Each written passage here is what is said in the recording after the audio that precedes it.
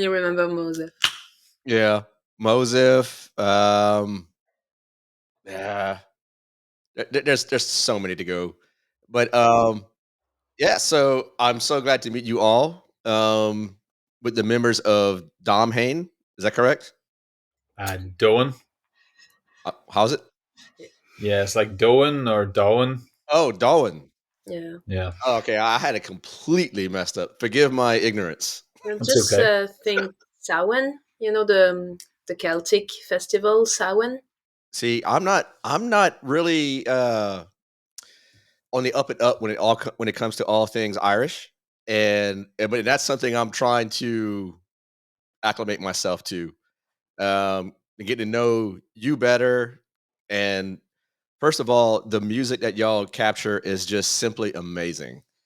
Um, I told Anais that, and it's just brilliant. I mean, it's captures everything that you would want as a black metal fan in your music. It's just Thanks like so much. everything, like black gaze, black metal, just everything that would y'all simply terms y'all write the music that I wish I could. Well, that's quite a compliment. Thank Yes, you. yes. From what I read on your the bio on Instagram, like everyone has been full time musicians. Is that correct? Full-time musician? You mean like living from our music? Everyone had a full time job doing like music before starting the band. Yes, yes. Okay. That full-time job doing music? No, that No? never happened.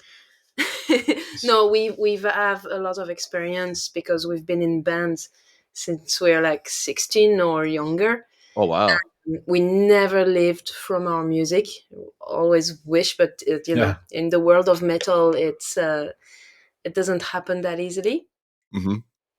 So no, we have day jobs, Mm. all of us. Yeah. And we just do this for the fun. Yep. And Tommy, our mutual friend, he went. I'm not sure who he was intending to go see at whatever concert, but you opened up for someone, So and who's that? where was it? I think somewhere in the UK. Probably Sourden, which He is did. actually pronounced sewer, but Yeah. Sure. Sour. Yes, that was the band. And he told me about you guys, and while we were just hanging out before beyond the gates in Bergen, he said, Nice. check this out. If you like what we do as Tribes of Medusa, you're gonna like this band. And I mean, every track that he played from you guys, it was just I was like, this is my jam. I love it. I love you guys, really, I do. And Cheers.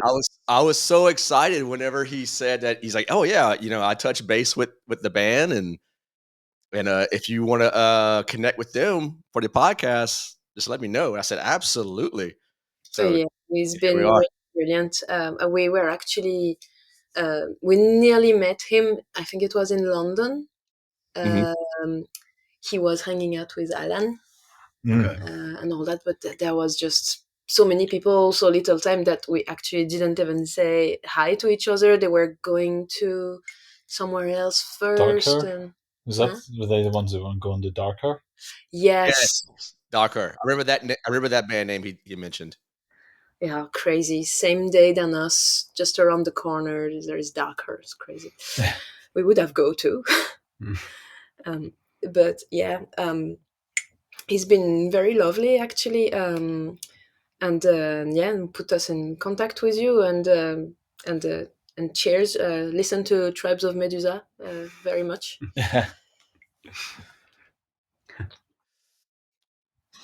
Yeah. So I like what I like to do on this podcast is just get everyone's origin story when it comes to all things music, your musical career. And you said, Anise, that everyone pretty much started in bands around 16 years of age. And but we can go before that. We can go like, some of your earliest memories of music, and whoever wants to go first and just tell me their story, take all the time you need. I devoted all this time for you. That's brilliant. Do you want to go ahead? Yeah, well, if you go way back, uh, I was raised pretty much by a rock and metal fan as well. I mean, my father is a really big Rory Gallagher fan, and I spent the early days listening to like Iron Maiden, Whitesnake, Judas Priest.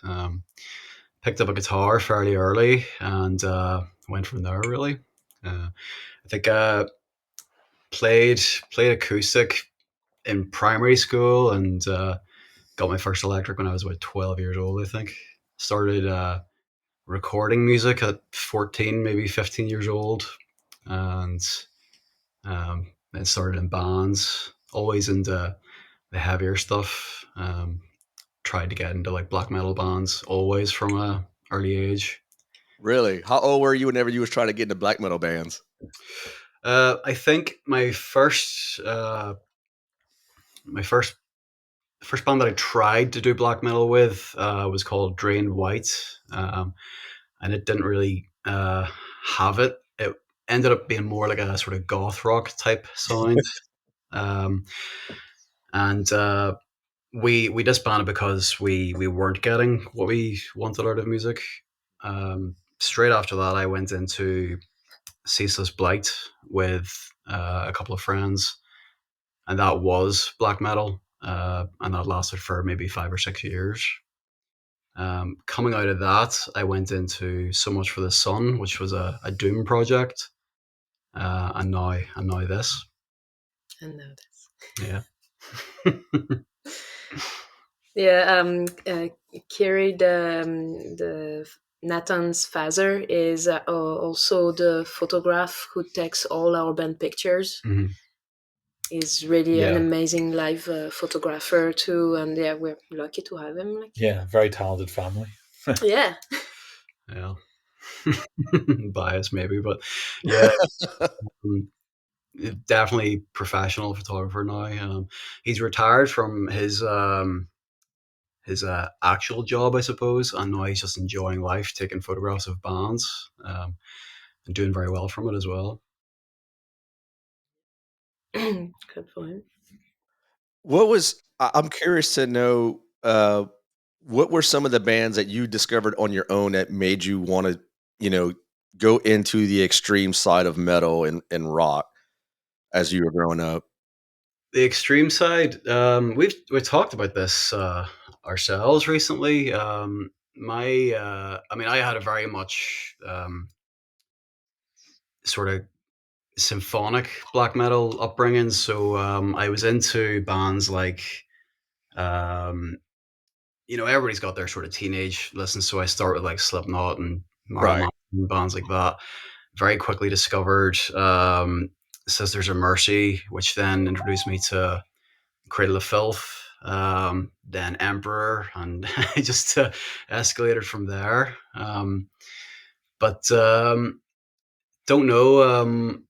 Whenever I got to probably about 15, 16 years of age, I picked up a Terrorizer magazine, which had a Strapping Young Lad demo on it, which then introduced me to Devin Townsend. And that's been a massive inspiration for myself. So trying to create a black metal sound with a very ambient approach to it. If you've ever checked out Devin Townsend's solo stuff, it's very much soundscape, wall of noise. Yep. Um, so that's me in a nutshell. Awesome. Who's going next? Go for it. Let me. Um, yeah, started also with father, who's a musician and very much into music, but he was a jazz pianist. Um, was very open-minded. He would listen to Black Sabbath and that kind of stuff. And I started drums when I was 13 with two friends of mine, and when we were just like playing grunge covers. It was Nirvana that started it. Mm-hmm. whole and all the likes. For a while, it was the starting point, and then discovered. Well, there was all the teenage band that you mentioned, but then the big passion really came with Opeth, um, and that's the band that made me discover how much emotion you can have, you can bring with your music. And black metal came after that, and I wanted to have a black metal band for a while, but when I lived in France, I never had a black metal band. It's only when I moved to Ireland, a long time ago, that I joined a band called Celticor, which was black metal and folk, uh, Celtic music and black metal together. For 10 years, it was amazing. We had a great time. And then eventually that band stopped, and I had kids, and I thought that music was over for me. And that one started anyway. I just thought, let's start a little project that might be just a studio project, just a little bit of music still happening in my life, but it eventually just became too good to just live where it was, and so got back behind the kit, and the band really gelled together, and so now it's just a much more active band than what I had planned. It's amazing how things come together like that, right? Oh yeah, really didn't think it was going to be anything else than a couple of riffs and a couple of drum beats, and I always wanted to dig the vocal harmony side of things, but I never thought,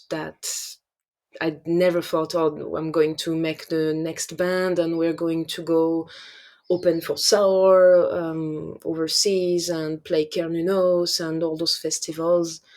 I'm so delighted with how this is going. But I'm obviously very lucky to have these musicians around me. They're like way better than I'll ever be. And so yeah, that leads us to Andy, the front I, man. I didn't realize. So, are you a French native? Yes, yes, yes. Oh, okay. See, well, my last name is French. That makes sense. What's your last name? Soleil. Soleil. Yeah, Like the sun. like the sun. That's awesome. I want that name. That's awesome. Soleil. Yep. Flipping. I don't think I had anyone from overseas from actual France on the podcast, or you're the first. Yeah. Did you have French origins or? Yes, French origins. My family go back to the Acadians, who were over in Nova Scotia, and they came all the way down to Louisiana. Moly. And you kept Soleil. That is pretty class. Well, the family's Native American, so the French missionaries actually gave us the name. But Ah. on my mother's side, it's all French. I got you. Okay. Oh my god, that's still very class. Like, of all the French name you could have get, this one is really brilliant. The sun. Yep. That's great. Yep. That is a cool one. Mine is absolutely impossible to pronounce, so I won't even say it. Go for it. No. Go for it. Well, Charère-Méjean. There you go. No, Was you it? What is it? Chalabezon? Not bad, not bad. close enough. Really? Well, no. It sounded okay. Sounds the same to use guy. Okay. Oh dear. Yeah.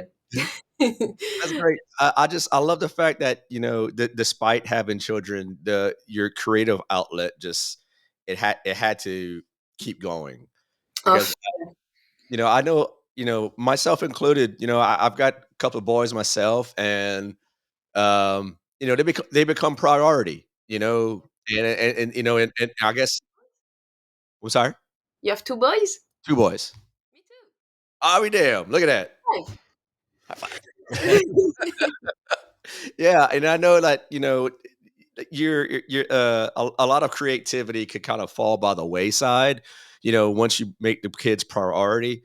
And now I'm an empty nester. So like, all bets are off. I got all kinds of music gear in the room right here. And, I too have a recording project, and, if it takes off, it takes off. But if not, oh well. No, but you must keep creating, otherwise there's a part of you that dies, and that's something. A lot of metalheads are becoming parents now because we're all like hitting our 30, 40, whatever it is, and uh, I experienced that. Then I can't quite explain it to the guys because I'm the only parent in the band, but it's an absolute torture. So it is. It's very difficult to not be able to play your instrument as much as you want, create as much as you want, because you have the kids, you have your job. It is tough. So It becomes a grind, but like, I know at the end of some days where like I could just be myself and just retreat to the guitar. That's what I play, and just let the amps do the talking for me. You yeah, know, so I totally understand. I get it. it's Uh, the moment where you become yourself again. yeah, yeah, absolutely. Like the music is just part of us. It's just it has to get out somehow, some way. Yeah. Because I stopped drawing or painting on a canvas a long time ago, like back when when I was finger painting on the walls with my mom with my crayons. Well, you're a pretty cool mom if she lets you do that. Oh, no, no, no, she was not pleased with it. Yeah. Last but not least. Yeah. So I kind of come from a musical upbringing as well. My mum is a traditional Irish traditional musician. She plays the mandolin. I think she tried to play the violin for a bit, and yeah, she sings as well. So I always had a bit of Irish music in my childhood, going to sessions and seeing guys that could absolutely kill the world with their music, but they're just playing in a darkened bar. That was kind of part Yeah. of my upbringing, and sort of through that, she was. I remember one of my earliest memories is a 12-inch. I don't know which album it was, but it was Enya was Yeah. playing on the record player, and I think that inspired me from a young age. I rediscovered Enya when I was about 18 through a friend of mine who's a massive black metal head, and his other vice was Enya, and yeah, I still turn it on every so often now, like. But I didn't. First time I picked up an instrument, it was a real piece of shit acoustic guitar that a neighbor had given my mum, and my cousin at the time he just picked up drums.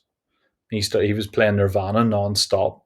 And I remember sitting in the house really bored, like about 7 years old, and I picked up this terrible guitar and started to figure out the main riff of Smells Like Teen Spirit without any sort of knowledge of how to do any of it. But it kind of inspired me to get into it.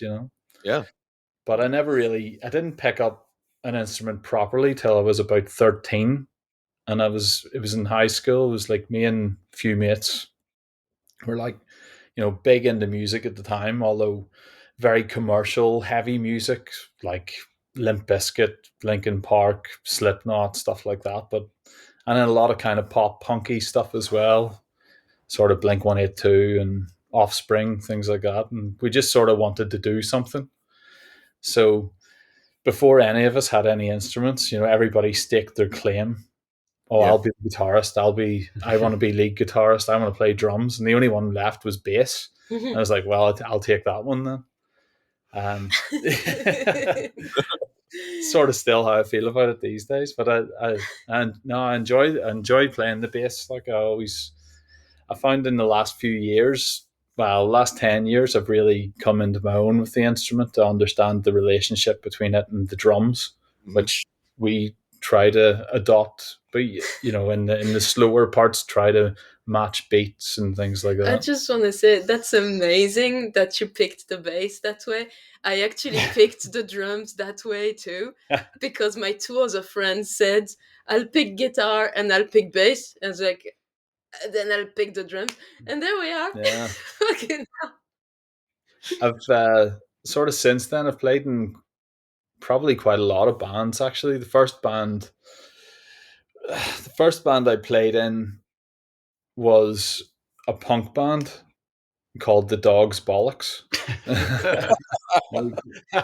We played 2 gigs, maybe 3. I think one of them was in a friend's garage, but yeah, they were good days. Like, then shortly, kind of at the same time, but shortly after, maybe I started playing in a death metal band with 2 of the guys from school, the 2 guys that picked guitar. I started playing death metal with those guys. And we were sort of, I don't know, maybe 16 or something like that. Then we went to music college together and we were still doing it there. And we kind of made a full band there then. But there was one gig that the singer just didn't turn up. And that's kind of how I started to sing as well. Well, scream, whatever you want to call it back then. So I never intended to be a singer or a bassist. or a bassist. Yeah. And now I'm both. So Overoth, the death metal band became Overoth, which I was in for until COVID. Really, we did okay. We played some major European festivals and had a few tours, but it never really took off the way that we wanted it to. I've been in a grindcore band as well with some kind of local legends, but it was sort of short lived as well. It was called The Obscene Machine, and it's really even hard to find stuff online with it. But around the time of COVID was pretty much whenever we started, wasn't it? Because I was training for a new job over in England, and I got an email from Anais saying, we're putting something together. Would you be interested? And I think you sent me like a half-assed version of you doing a Wordruna cover. Yeah. And about a minute and a half of the song that became The Morning Star. Yeah. And it sort of, I was flattered obviously to receive something like that, but I didn't expect it as well, because I'd kind of been doing death metal for so long, and I'd been a black metal fan probably from my early 20s, but it was never my priority. Mm-hmm. And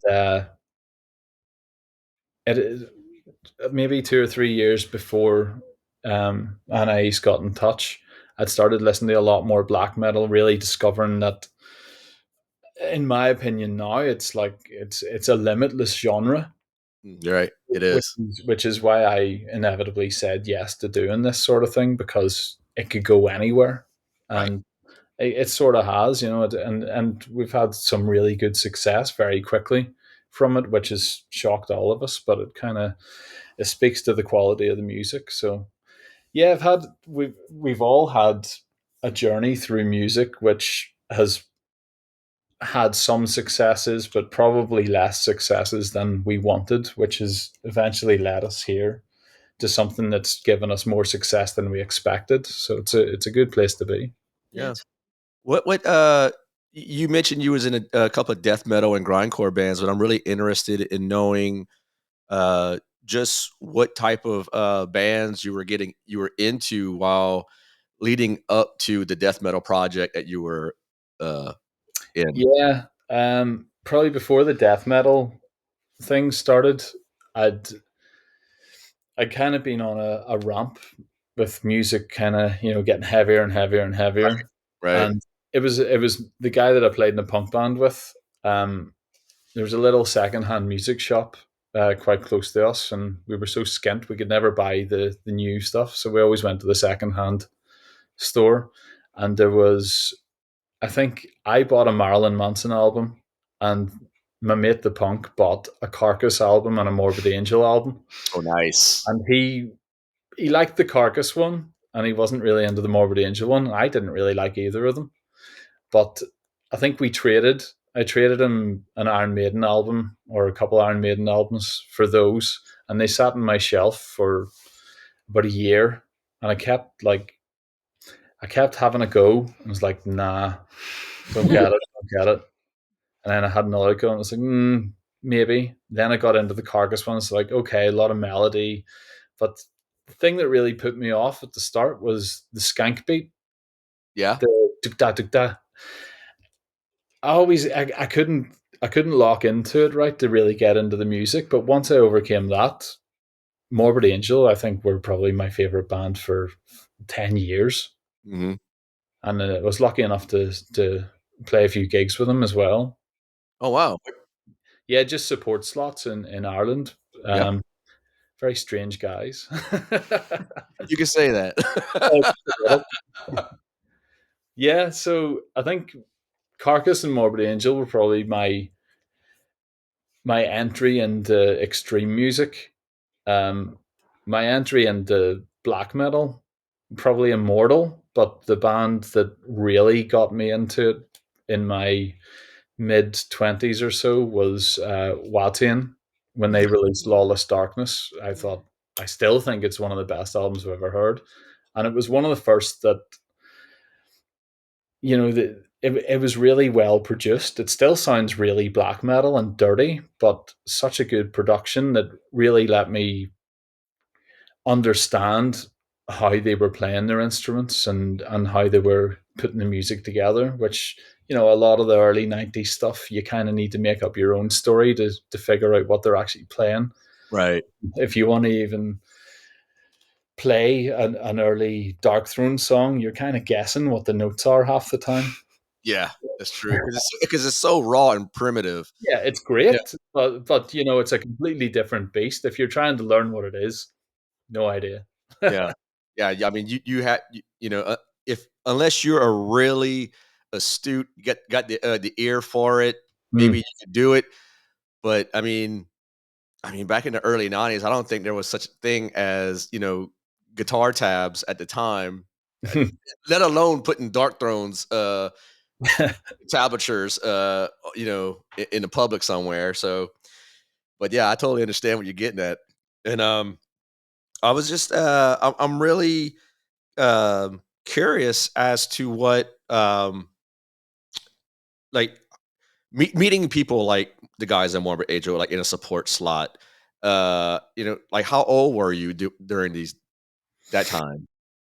I think I was probably about 27 Okay. whenever we supported Morbid Angel. It was maybe around 2016, 2017, around that time.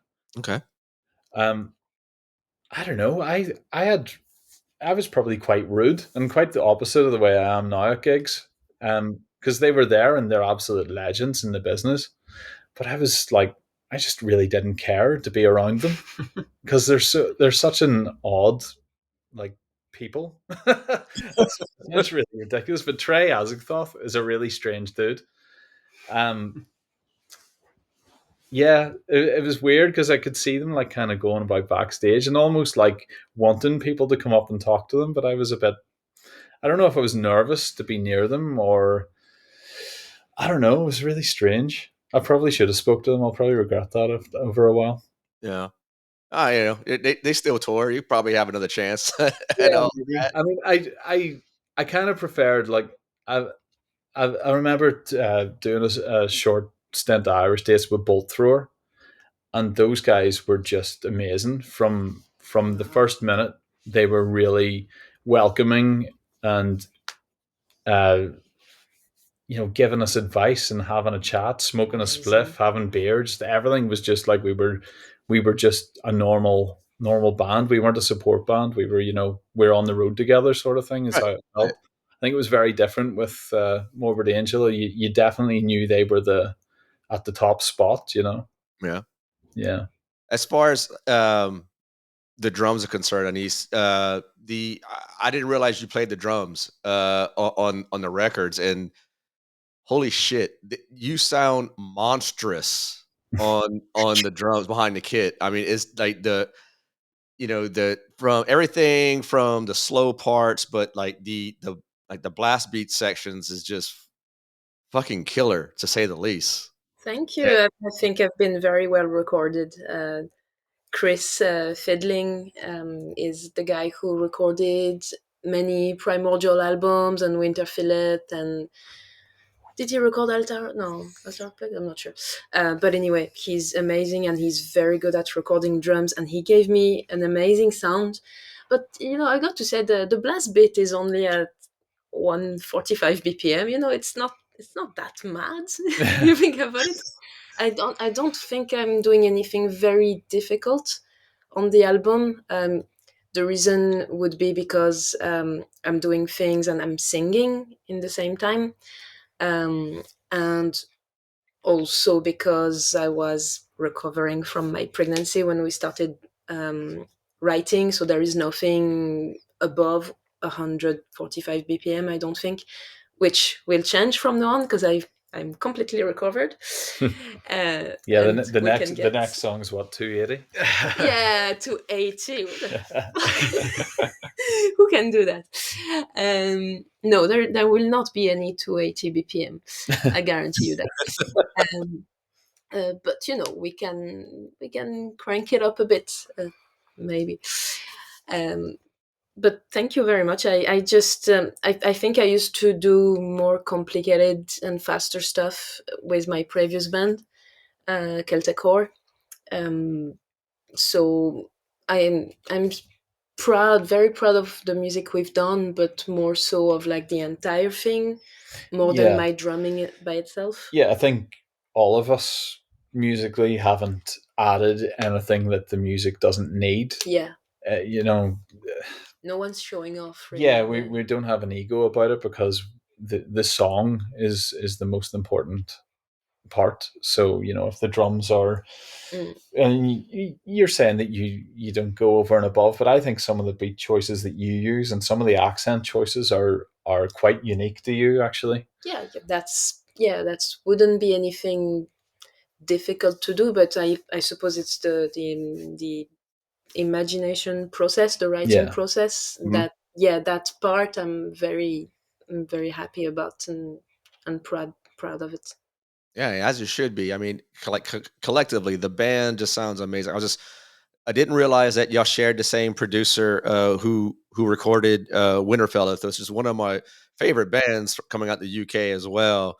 Yes. They have a very distinct sound, just as you do, and it just your songs just kind of like bring on this journey, the sonic journey. Just kind of like it's like a slow, but then like it increases in time signature and just takes off. And the feel of it, of the guitars, the the choir singing, it's just absolutely stunning. Like it just like I was thinking about it. It's like, whenever you mention Enya, I was like, that could make so much sense that influence would come into this band Yeah. because it's you creating a soundscape of all your own. Where like a lot of post metal bands like use crushing guitars or a lot of effects pedals to make like this, symphonic type of dreamy like sequence, but you do it with raw instruments and the singing, and I love it. Oh, he still uses a lot of pedals. Yeah, I'd be a bit of a gear problem hoarder. I have a lot of pedals, a lot of amps. Don't use that many really. It's just my guitar would normally be uh, multiple reverbs and a tube screamer. That's pretty much it. But the reverbs definitely are a need. They need to be in there.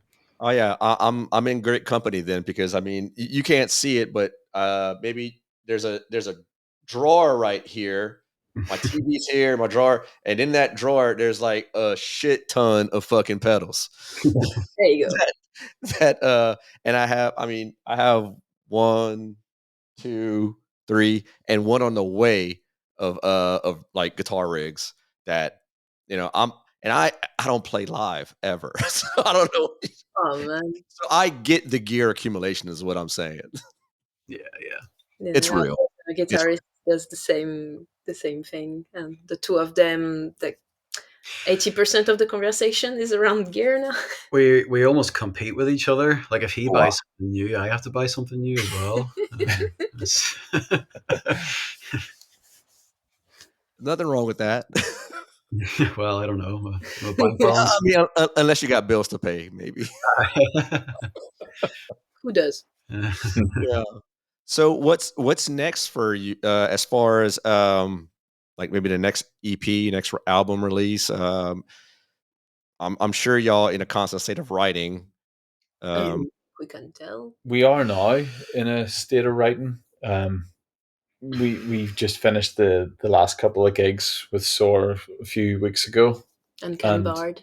Canbard, yeah, and sort of since then it's been let's get the shit written. So yeah, when we were talking about, although it's very loose and nothing's confirmed yet, but we'll be releasing a single sometime in the next 4 to 6 months. It'll be a standalone single, probably. It might be as part of a split with another band, but we're kind of in the early stages of putting that together. It might be a bit earlier than that. Yeah, hopefully, but let's be realistic as well. And we are writing at the same time for an album, which will be a little bit further on down the line from that. Right. We don't want to leave people too long, but these things do take time, and although our songs are really quite long, so it's sort of like writing 2 songs for every time you write one. Mm-hmm. Yep. Yeah. And I'm sorry. Go ahead. What I just was going to say, we, as you know, we don't repeat our riffs many times within. I don't know. I don't really know how to explain them. Sometimes we do have riffs coming back, and sometimes not at all. The way an Opeth track might go, Yeah. or many other bands who play this genre, and we've been kind of writing like that lately. Going somewhere, then going somewhere else, and not coming back. So that, yeah, it feels like we're writing 2 tracks per one track. Yeah. Sometimes. But we have also a lot to discuss because we don't have any boundary.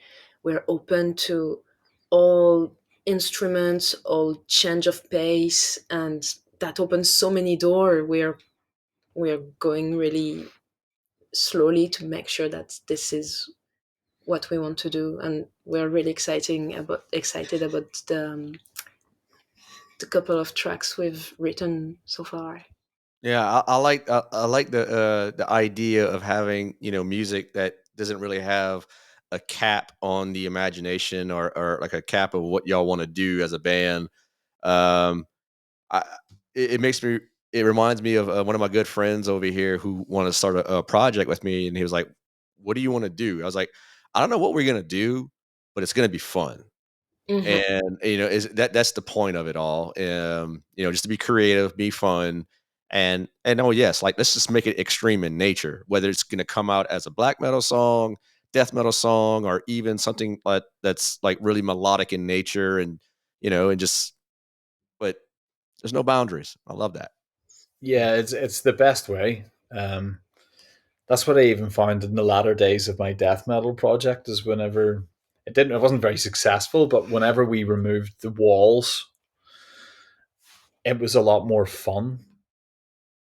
It's the writing process doesn't, it doesn't have to hit a wall because, oh, you don't do that in a black metal band, or you don't do this in a death metal band, or whatever it is. Just write music. Yeah, you Yeah, got exactly. symphony and melody around Yeah. the last album. Yeah. So what has been the most I guess like gratifying piece to this band as a whole? Like what like was it like being recognized on social media, or like, just having a bunch of new fans come and greet with you? Like what is something that you connect, like you love about the band besides each other in the writing process? Wow. For me, it helps to actually really enjoy the music. Like it's something I have, like the EP that we released anyway. Like I don't tire of it myself, which is always a good thing. Like I appreciate it, I understand, and I love it personally. So I mean, quite a lot of people would get probably bored of listening to their own tracks, but I enjoy it. I'm very very proud of it. So it was also the first vinyl release I had, and I'm a Mm. vinyl collector. So very, very happy moment for me there. Yeah. I have it on display in the room that we're Yes. in right now. Yeah. I think the maybe, I don't know if it's the most gratifying, but the reaction from every audience that we've played in front of has been one of um like positive shock. There's a lot of I remember even we played Siege of Limerick, which is a small Irish festival. And the biggest Irish festival. Yeah, Yeah. and I just remember watching the crowd reaction. There was a lot of, there was a lot of people really getting ready for the release of the head banging movement, or the scream or whatever, and there was other people that were in almost entranced at the front, just kind of swaying. I didn't expect to ever be in a band that kind of affected so many different types of fans of heavy music. You were. I just remember that gig specifically because there's a lot of guys with extreme shirts on, and then there's a lot of guys and girls with the dreads and the maybe more a bit more kind of hippie into heavy music, and there's a real swathe of people that were really into it, young and old. I think there was kids there as well. It Mm. was it was such a and that's kind of went along as with every gig that we've played. There's a vast um, type of audience member that are really into it. It's not just a specific person that likes a specific style. Right. That's not something I expected um, to happen, but now that it has happened, I'm really, really proud of that. That just getting it across to so many different types of people. Yeah. Yeah. I could see that because I mean, as as a fan myself, and I have not seen you live, but I mean, I've for the past 2 weeks I've been listening to your releases like religiously. Mhm. Yeah. Uh, and I'm not blowing smoke up your ass. It's just that good, and and I could definitely see why like people from all cross sections of genres would get into your music because it's so like it's emotional in nature, and it sounds like the music that y'all write comes from a very personal space, and that yet and when y'all create that and when y'all put it out, like I you know I could go to somewhere, I could think of something in my own personal life and just kind of escape in the stuff that y'all are putting out. And that to me, it's gonna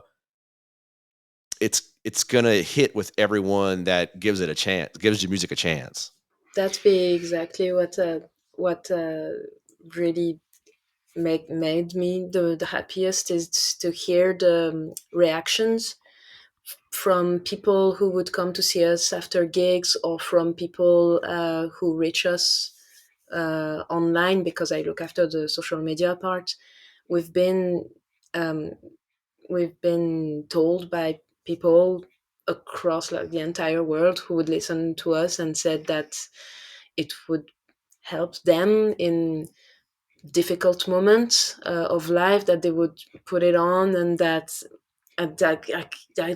could not be a bigger compliment for anything you would make. And you have connected with this person and you have helped this person with your music.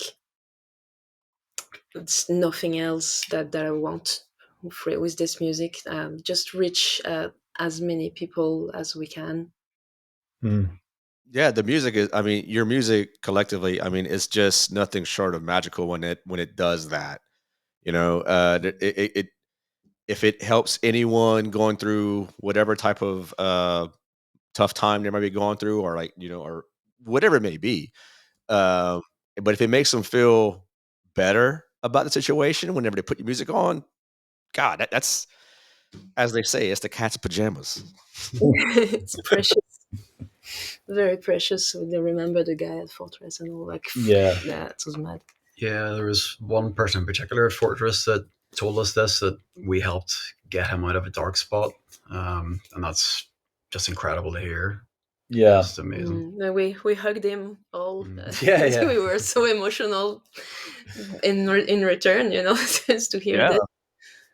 I totally understand. And Yeah. so when's the next show that y'all doing? Is there any hopes of Announced. It's the not out band? yet. It's we have shows coming. Can tell you 4 when shows. we can tell you Roughly, maybe. when the shows are, but we can't tell you what they are or who they're with. Yeah. Okay, It's unannounced. But we have 3 shows in Ireland at the end of You're getting too precise. yeah. Well, at the start of next year, we have 3 shows in Ireland Yeah. and 1 in the UK. There you go. You I have mean, yeah. idea.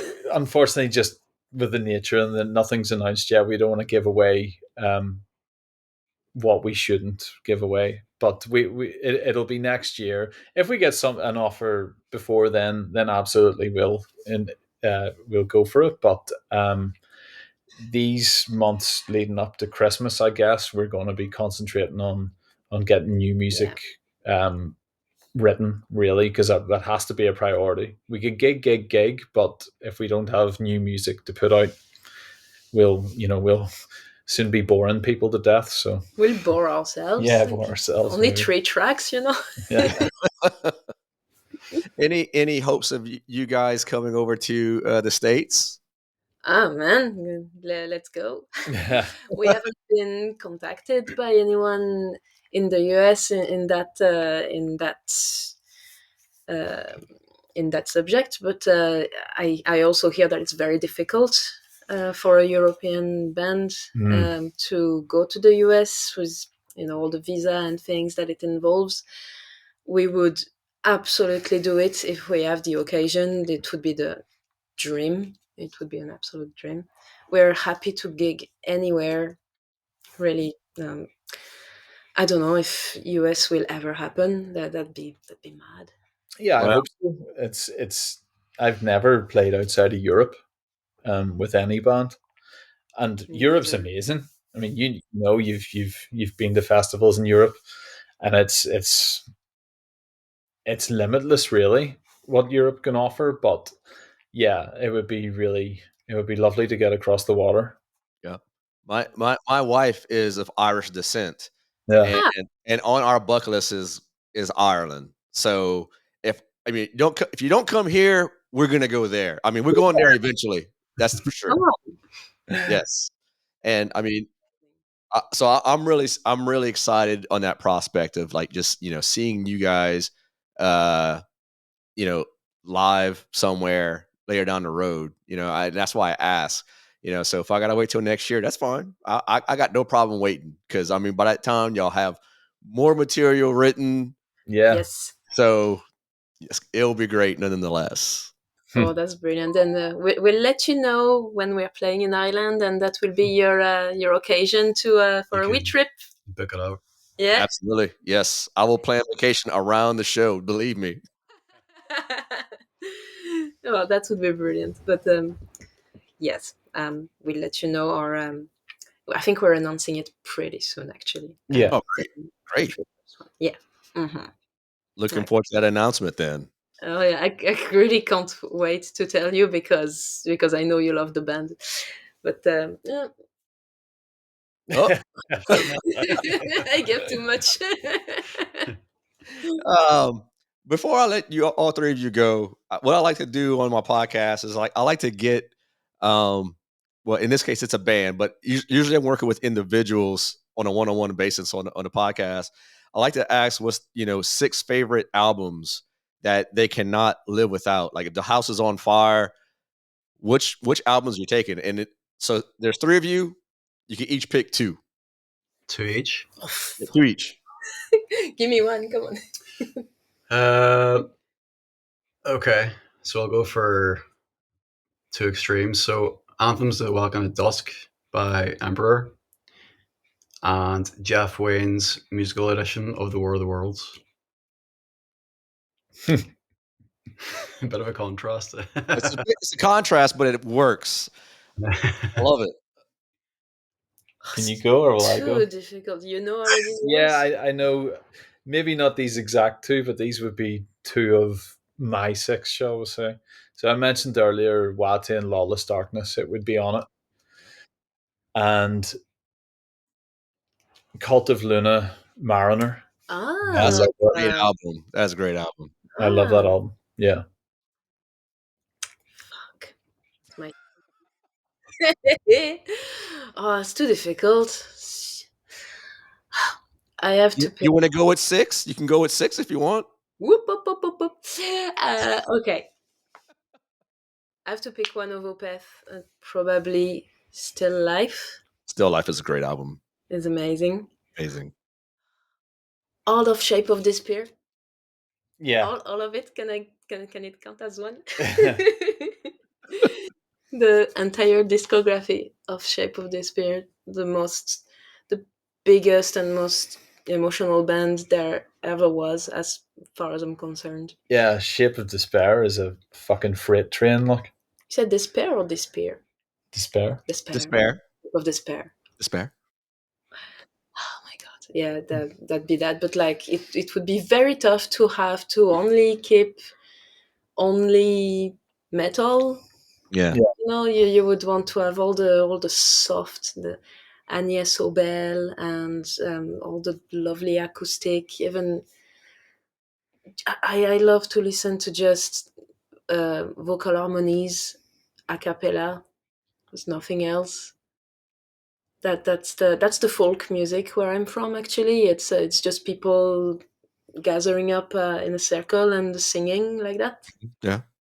But yeah, like Laborium, Affiletta, and that'd be too difficult to choose. But yeah, I'd grab those 2. The House is on Fire. Look, sure.